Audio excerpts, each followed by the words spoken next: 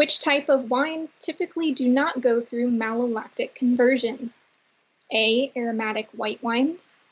B, non-aromatic white wines. C, light-bodied red wines. And D, full-bodied red wines.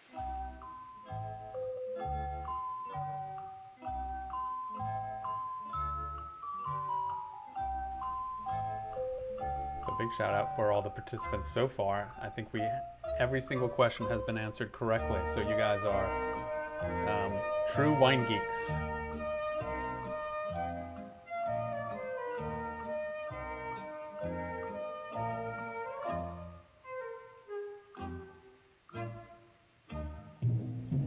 Okay, answers here rolling in. We have mostly A's, someone saying C as well.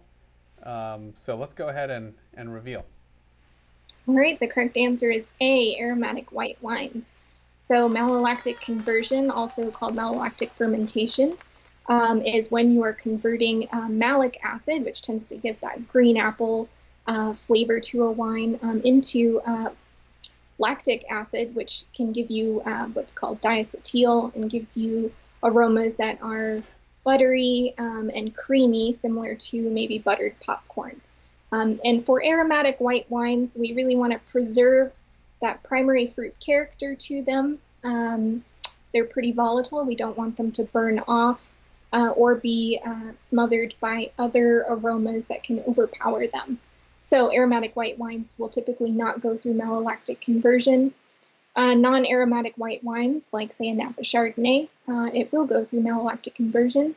And 99.9% of the time, all red wines are going to go through malolactic conversion as well.